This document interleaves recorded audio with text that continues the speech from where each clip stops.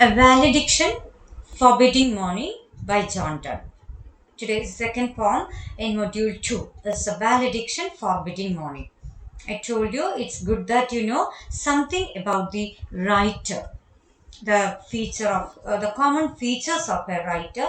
It's really good that you note down that. And John Donne, the term you attach with this writer is not something new to you. That thing is clear. That is metaphysical school of poetry. Now you know he is a person belonging to 16th and 17th century. His lifespan is from 16th century. He is from 16th and he can be located in 16th to 17th century time period. But actually he is a very different writer. If you take the common feature of writing forms of that time, that means he wanted something new. And now you know metaphysical school of poetry and the features we discussed as part of module 1. Or under prosody section, you have metaphysical school of poetry as also the features at least I gave you. Actually, he was most independent of the Elizabethan poets. You can see that this time period is that of Queen Elizabeth, her ruling time, a queen who is famous for supporting the writings or artists, creativity in general, promoting literature and different other arts, especially theatre going or stage performances. She's prominent, she's well known for that. And there was you can locate a common feature for Elizabethan poetry. Actually, this poet, this writer also belongs to the same time period. But you can see him really independent, an odd one out from their feature like the Elizabethan poets. And actually, he revolted against that easy and fluent style. They were all writing poems in a very easy and fluent way with the themes which are not really demanding any intellectual power or even comprehension. For comprehending a poem, some poems demands much from you, much from the readers. But some poems are easily readable, easily you can understand it very simply well. Just at one sitting you can read that. So this depends, and this writer had been really different. And any other writers belonging to the same school, the metaphysical school of poetry, they have been really different. And now you know what see the main mean by metaphysical school. That is, again, they wanted a vividness of expression. Actually, we took example from the same writer that day. How this compass, the image of compass and all, I described the features, the kind of heterogeneous ideas, a kind of a mixing of ideas. Violently, you are yoking together certain ideas which we are not really used to. It's unlike you talk about lovers as some two birds together, two stars together, or even a planet, an orbit, some planets moving in an orbit. Not like that. A compass, the image of a compass, you will come across that in the poem. That's something different, strange. It's really strange that you get such an idea. And this is very deliberately. What do you mean by deliberately? Intentionally. മനഃപൂർവ്വമാണ് അങ്ങനെയുള്ള images അവർ കൊണ്ടുവരുന്നത്. They bring that such imagery very deliberately to bring that vividness of expression. They do not want to make it very simple. They want that to be really, yeah, some work incomprehensible. You, the right readers, have to think deep. They have to delve deep into such images, as they believe that poetry is not something a usual. It should not be always a usual kind of composition, but something new. Something new. Now we will read the poem first. Then we will go to the other discussion, the explanation on this. Yes. As virtuous men pass mildly away, as virtuous men, men pass mildly away. As virtuous men pass mildly away. So passing away is the concept, but you cut that in between to bring the effect of poem. And whisper to their souls to go. Whisper to their souls to go. Souls, S-O-U-L-S, souls to go. Well, some of their sad friends do say, the breath goes now, and some say no. And some say no, the breath goes now, and some say no. Just try to underline this part, which I highlight in this file. When you have a note with you, you can underline there. So to make it the emphasis, to get the emphasis when you read it next time. So let us melt. So let us melt. Let us melt. M-E-L-T, melt. And make no noise. And make no noise. He doesn't want the noise. No noise. And make no noise.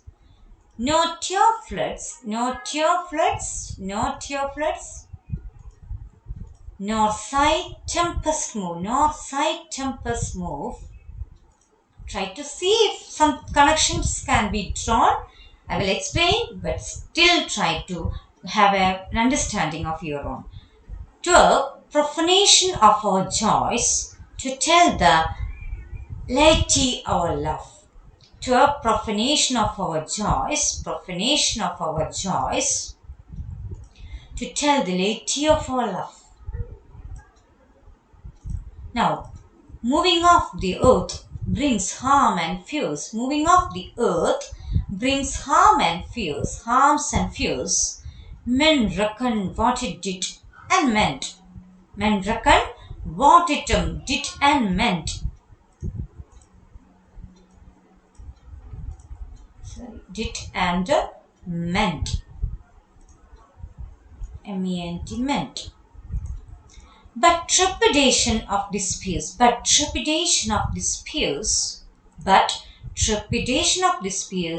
though greater far, is innocent.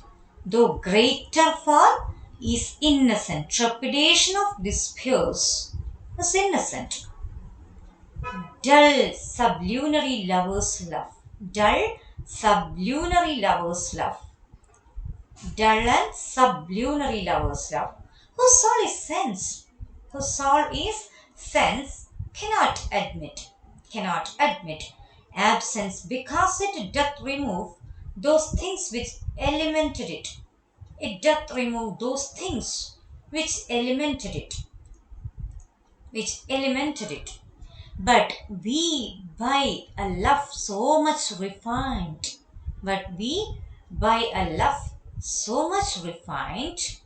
please note down, so much refined, that ourselves know not what it is.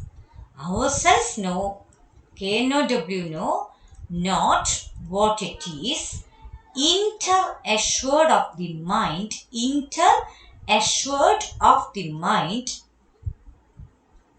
careless, eyes, lips, and hands to miss.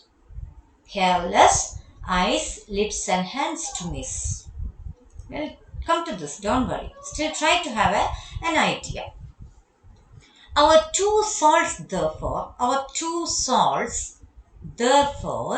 which are one, though I must go, endure, not yet a breach, but an expansion. Breach, not a breach, but an expansion. Not a breach, but an expansion. Like gold to airy thinness beat. Gold to airy thinness beat. I don't expect you to understand complete whole without any idea given. But just have a look at this, that's all. If they be two, they are two. So as stiff twin compasses are two. Now see the compass imagery which we have already discussed. So at least with that you may have an idea that this is a love poem about love. L-O-V-E, love. So thy soul, the fixed foot, thy soul, the fixed foot, makes no show to move, but doth if the other do.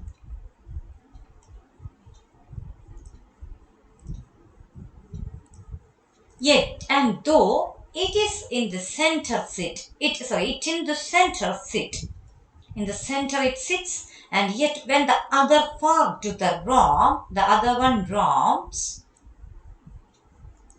it leans and hearkens after it. It leans and hearkens after it, and grows erect and grows erect, and that comes home, and that comes home.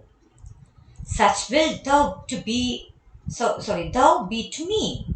Such you should be like that to me, who must, like the other foot, obliquely run.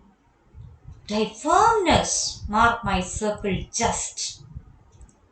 Thy firmness makes my circle just, and makes me end where I began. And makes me end where I began.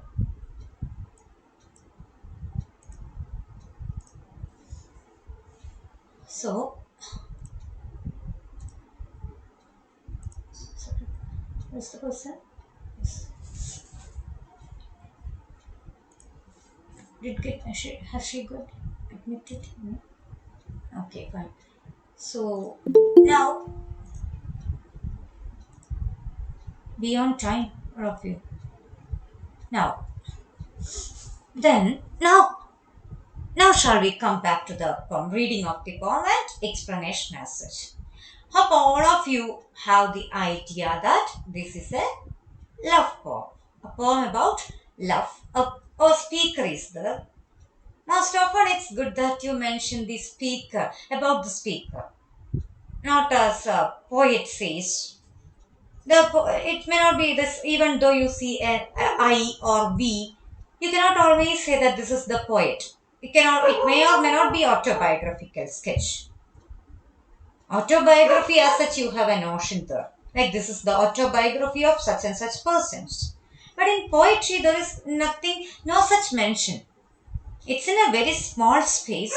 Sometimes definitely it must be about some personal experience of the poet.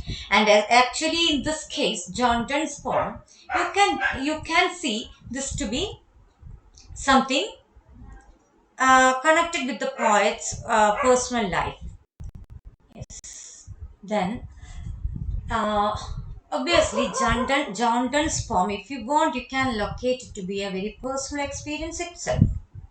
Okay, but it's good that you take this to be on the part of a speaker and his lover. If you want, you can take it in that way as well.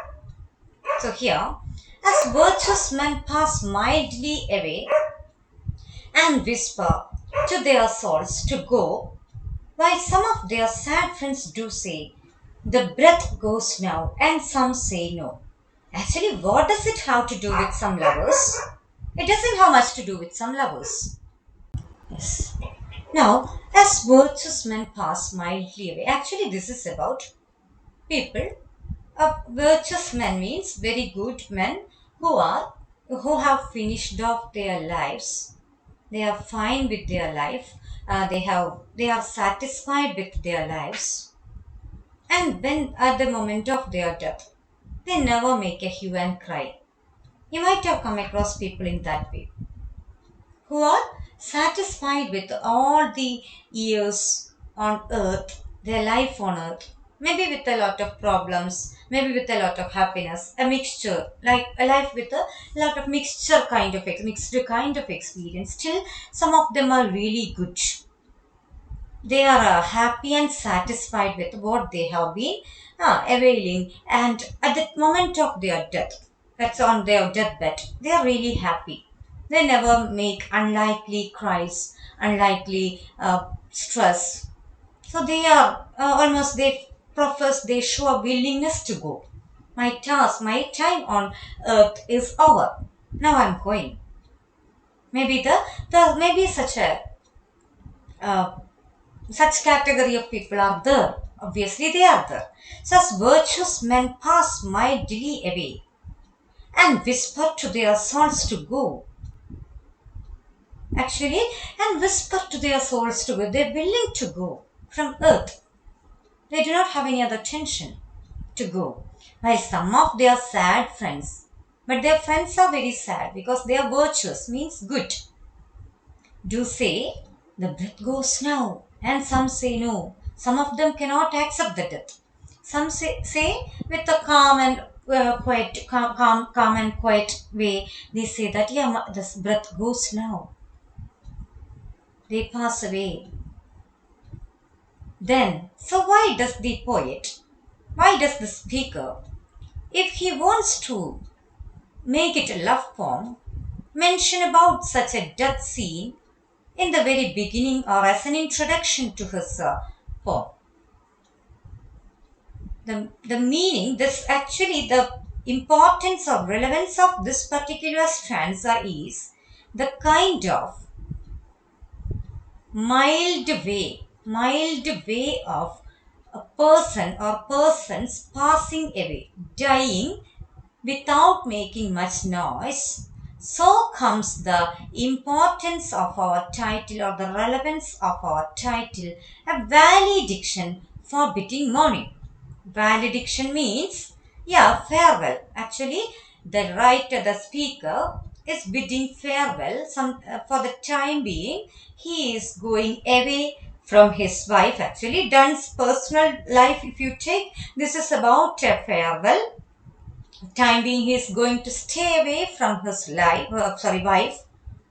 So he is bidding her goodbye for the time being. He is taking a break and going away somewhere, far away land, so that he is forbidding that mourning. Means forbidding means preventing. He doesn't want her to mourn, sit and mourn. Mourning. Mourning means crying, making hue and cry. Unlikely hue and cry about this person's going. You might have come across that tradition of wives leaving, giving a proper ceremonious by farewell for the husbands who are going to fight in the wars. This is part and parcel of the portrayal of a tradition of a time period, various life. They expect their wives to be really always accepting towards their death even. So when they go to some war fields for fighting, they do not expect to come back, or even the family members also should not expect them to come back. They may die, they may be injured in the war, but they should bid them these beloveds should leave them, let them go with a proper ceremonious bidding for a valediction. A goodbye should be given to them without making a hue and cry. So here the same thing is preferred on the part of the speaker when he bids goodbye to from his wife. To see, he wants her to keep the same kind of peaceful and calm way of bidding goodbye, the way a virtuous man passes away without making much sound and cry. Even the beloveds are all around him or her, but not making much fuss about it. Okay, so some of them can accept the death, some of them say no, no, no, he or she is not dying, but at least even in that case, they pass mildly away. To see their way of accepting death itself makes others capable of taking or accepting the death as such. Because death is the ultimate reality. It's the only certainty in life. To quote, I quote another writer. It's not my sentence. Actually, death is the only certainty in life. Definitely, that's the truth. And still, you all are worried about death. I don't want to generalize, but most of the people are worried about death. But that's the only certainty that will definitely come to us. If we take a lottery, it may not come. If you study well hard for the examination, it may bring good results, or sometimes if the portions which we have prepared well, no questions from that come. Then also the same difficulty of uncertainty may be there, but death is the only certainty in life, right? So some of their sad friends do say, the breath goes now, and some say no. That is up to them, but this person passes mildly away. So now this instruction to his wife now starts instruction to his wife.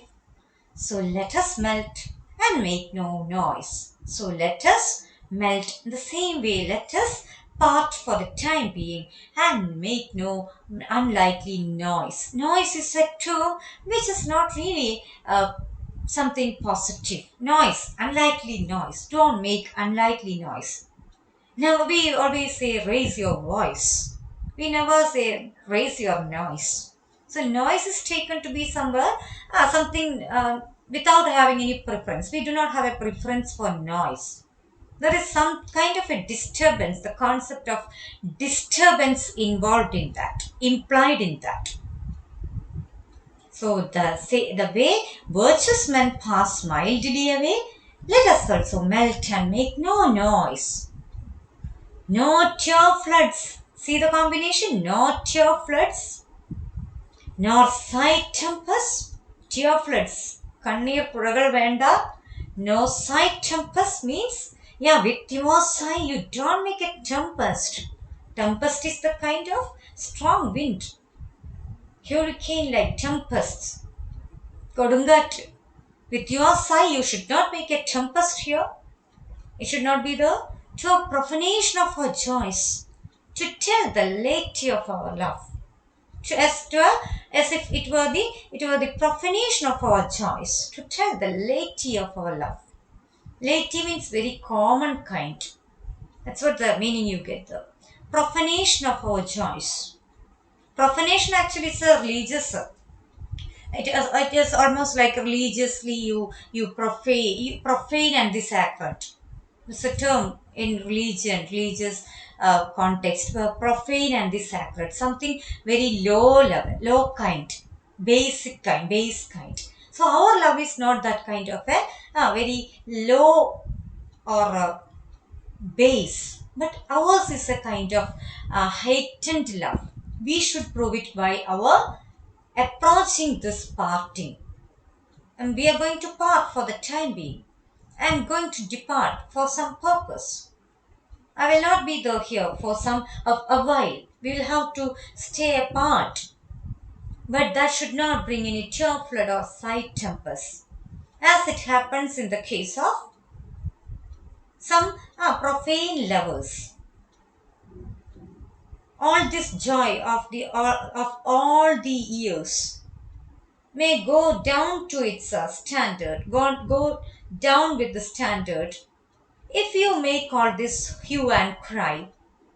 And our love also will be marked down to be a kind of base, mean laity of our love, very common kind. But ours is not common. We always talk about something extraordinary. It's not ordinary love. So you have to elevate yourself during the time of parting. So there is a forbidding of mourning here. He advocates, he prefers the forbidding of mourning. Mourning.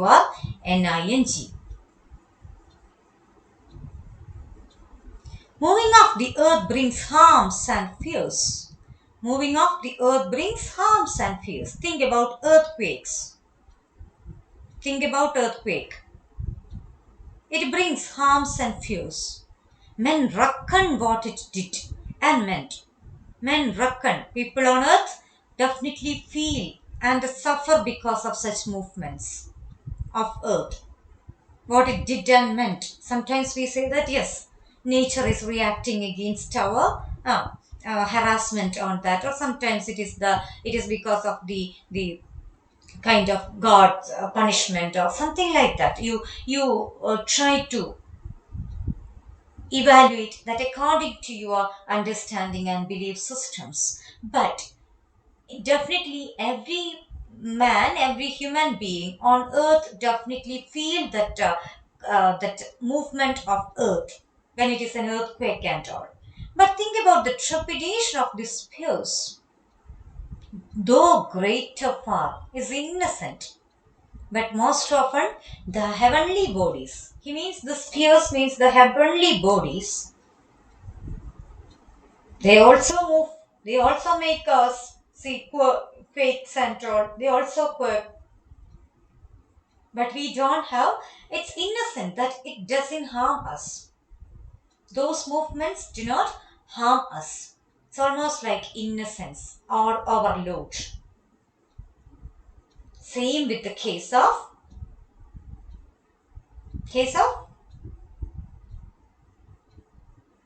these lovers, at least he prefers that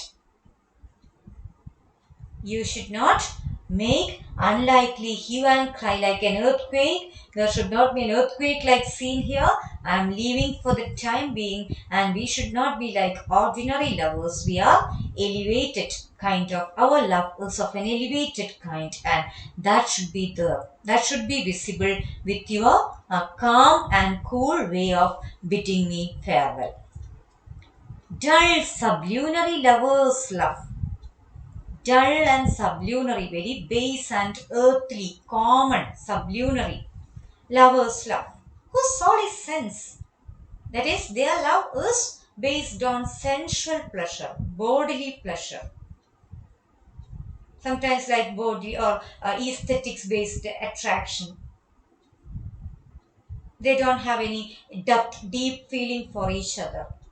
But it's just about the, because of some physical features, physical beauty they have, they are in love. Such lovers may not be admitting what I say and what I mean. This person takes a kind of bail. He says that these kinds of people may not understand what I mean. So this bidding goodbye and okay, parting of a husband and wife or two lovers, if it is without having any hue and cry, those onlookers, when you look from outside, you say you feel that oh, they didn't have anything in between. Actually, they are not really genuine. They are not really sincere. That's why she doesn't express any of her emotions, or he doesn't express all these hue and cry and emotions. But actually, those people who opine in that way, they are sublunary lovers. They are ordinary lovers. They cannot admit all these high ideas, these elegant ideas. This is something high. These ideas are something high, of a high kind, high level. Absence, because it doth remove those things which elemented it. Because for them, absence is taking or removing those things which elemented it. That is, okay, once this person is away, that love also is away. Sometimes you say like that. When eyes are away, yeah, this mind also is away. In Malayalam, there is kannagannal manasagannu. All those pronouns said, all those opinion raising, such comments, such quotes, such thoughts are part and parcel of what you call this idea to be love. Each one possesses a single definition for this, not just the love between man and woman, but love is universal kind that can be between human beings, animals, everywhere you can see this. And yeah, that's a very elegant concept actually. But you have different definitions, different perspectives on that, and he expects this kind of a demand, like it's a demand that he makes. You should not cry, you should not make any unlikely hue and cry when I part. But that may not be comprehensible for someone who just whose base of this idea of love is sensual pleasure. Sensual pleasure means bodily pleasure. For the sake of this senses, they are loving. But he claims that his love, or he and his beloved, this woman, their love is of a sincere kind, and this element inside that is not just this presence, but in absence too, they can love deeply well. Okay, but we, by a love so much refined that ourselves know not what it is, inter assured of the mind, careless, eyes, lips, and hands to miss. This love is so much refined. Refined means elevated, elegant, that ourselves know not what it is. Actually, we never think about what it is. It is between us. So, inter assured, actually, there is an assurance in between us. There's an assurance of the mind because we are careless about, and because of the reason we are careless about eyes, lips, and hands to miss. We don't miss these sensual bodily features like eyes, beautiful lips, or all these bodily features. When you are not there in sight, I will not miss all those, but your presence and absence, all those will be having the same impact because we are truly in love. This is what he claims. It's not just about the bodily attraction that brings the feeling of love in us. That's what he means. Then, uh, our two souls, therefore, which are one, though I must go, endure not yet a breach, but an expansion. Our two souls, therefore, which are one. He claims that our two souls are one. Though I must go. Now I cannot stay away from going. I have to go. I must go. Endure not yet a breach. But it will not bring a breach. There will not be a break, but it is going to expand. In my absence, too, we will love together very passionately well. It's an expansion like gold to airy thinness beat. See here another metaphysical imagery you can see. Gold, when you beat gold, it goes on. You can go on beating and it will become thin, airy thinness. That's a feature of that. That's one of the important features of that particular metal, gold. That's why you can make ornaments. That's why you can bring any shape to that. All metals are not like that, not that flexible. But gold is it never breaks, but it will become thin, airy thin, thin like. But it will expand. It will go on expanding. It will never break. So he tries to bring that image as well to his love, or his their love in between. If they be two, they are two so, as stiff twin compass are two. Now, okay, if anyone wants us to take, or if anyone brings the idea of two, like you are two persons, two different persons anyway. Okay, then also I will explain how these two, the number, how it works out in between us. That is a stiff twin compass. That image, he brings that image. For a stiff twin compass, it's almost the legs are two actually. The compass have two legs. Thy soul, thy fixed foot, makes no show to move, but doth, if the other do. The fixed foot makes no show to move, but doth, if the other do. Like one part fixes on a particular point, and that itself makes the other leg to finish off the circle. Means the purpose of a compass is drawing circle. To draw circle, we make use of that instrument. And one leg is there fixed, but it can lean towards the other according to the demand of the situation, according to the kind of circle that you want to draw. Both can. One is fixed on a point, but still it can move. It can move accordingly and help the other leg to finish off drawing the circle.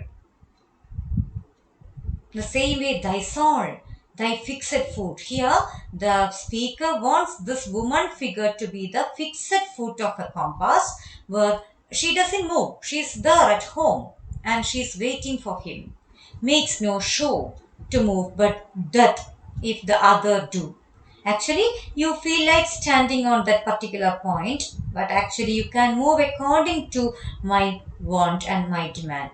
So you can move for me. Your point, you're staying on at one point itself is a help for me to move perfectly and smoothly well. And though it in the center sit, yet when the other far doth wrong, it leans and hearkens after it. It's another point. So even though you are at the center, others feel like you are at the center, sitting perfectly well or constantly. Here, still you can roam and leans and hearkens after the other. That's it. This one is there, but it helps the other leg to complete the circle and grows erect, and that comes home. And after drawing the circle, you close that instrument, and these two legs come again together. So, such will thou to be to me. So, this will be our way of perfecting the circle. My journey, my faraway journey, my distant traveling. Oh, you must the other foot. You must be like the other foot. Obliquely running, obliquely run. Thy firmness makes my circle just. Just means, yeah, my circle will be perfect and justifiable. So perfect. To call it a circle, it should be perfect. So your firmness, if you are drawing the circle in between, if you move this pointed leg, the leg which you mark the point, then the whole circle, its perfection shall be affected. But your firmness will make me uh, travel in a perfect circle and to come back come back safe. So and makes me end where I began, so I can come back safe with your, yeah, you may be waiting for me, we will be holding that passion in between us, and there will not be any other confusion in between. So we will come to I will come back safe, and till then time being, I am departing, and I would like to have a forbidding of that morning. You should not make an unlikely hue and cry. This is what you mean by a valediction, forbidding morning. So, thank you so much.